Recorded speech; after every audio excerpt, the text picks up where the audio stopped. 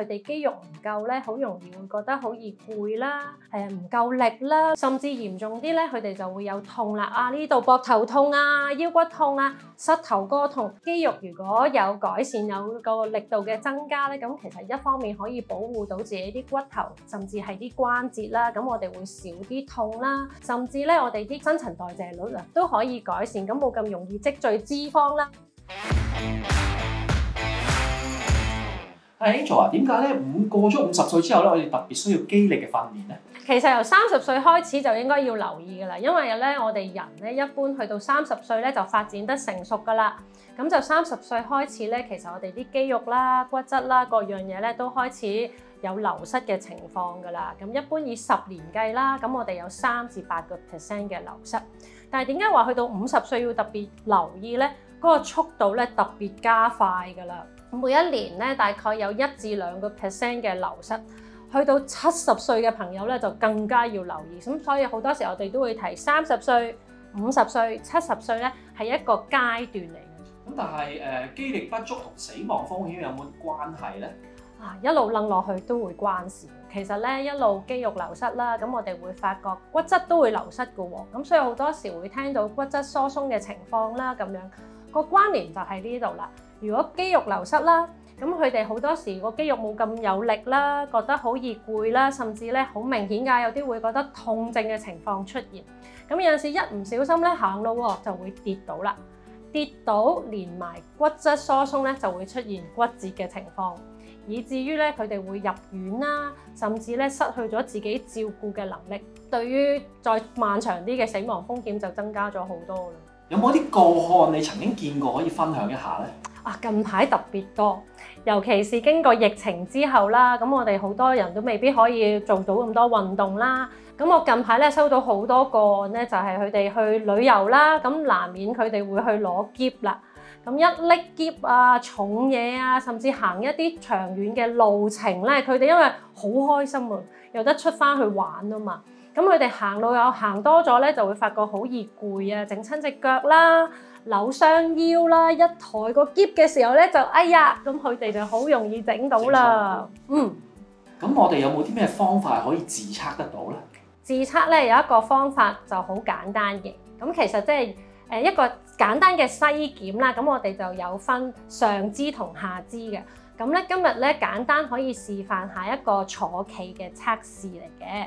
就由坐低，咁可以咧就係唔好用手扶喎，咁就坐低起身，我哋做重複5次嘅動作，咁我哋要計時啦，咁喺13秒內可以完成呢個5下嘅坐企咧，咁就叫做合格啦。咁如果咧我哋肌力足夠嘅話咧，有咩好處係咪對骨頭都有幫助咧？呢個就係相應㗎啦。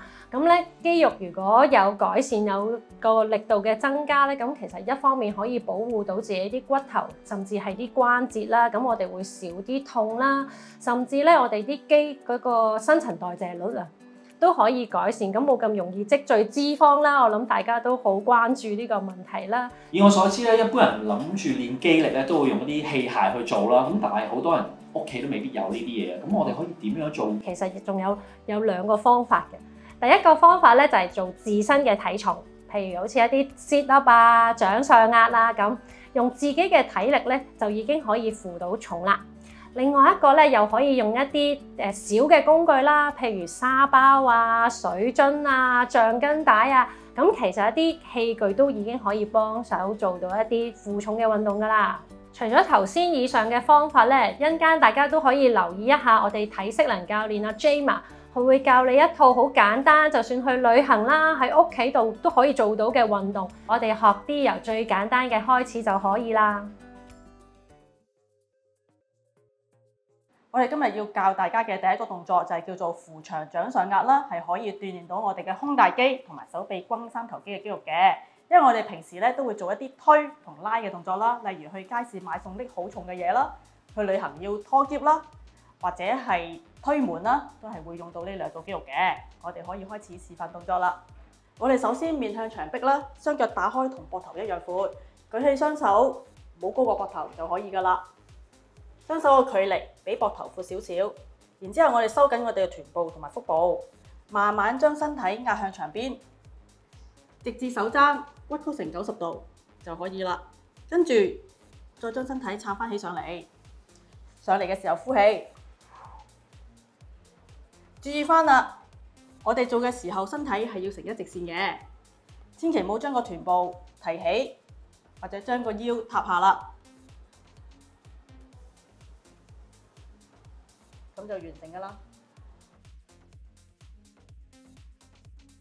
我哋接住落嚟第二個動作係叫做爬山者，呢個動作可以強化翻我哋核心腰部肌群，同埋提升我哋身體嘅穩定能力嘅。因為好多時其實我哋整個人都係要有一個穩定度嘅，尤其是你行路啦，同埋坐低、瞓低、起身嘅時候咧，都好需要身體嘅穩定能力嘅。接住落嚟，我哋就會示範呢個動作啦。首先，我哋要揾一張穩陣嘅凳或者台啦，面對住佢，打開雙腳同膊頭一樣闊，雙手撳住凳邊，雙手嘅距離比膊頭闊少少。然之後，我哋收緊我哋嘅臀部同腹部，雙腳輪流提起，去到大概心口嘅位置，自然呼吸。左右腳圍住一下，做15下為止一組，總共係做3組嘅。注意翻啦！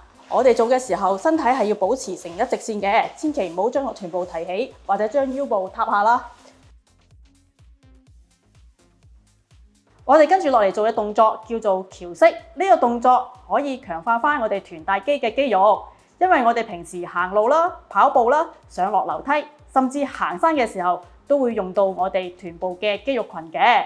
首先，我哋揾張地席瞓上去啦，或者瞓喺張床上邊啦，然之後動高對腳。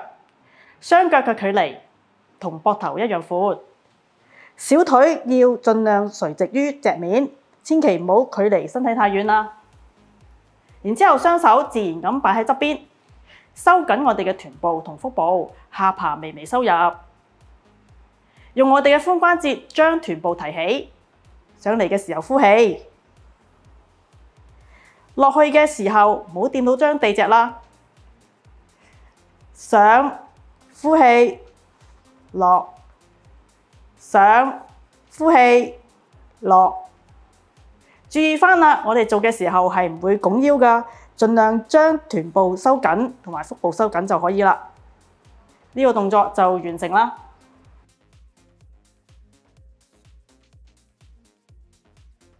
如果鍾意呢條片，記得分享俾朋友同訂閱健康嘛。拜拜。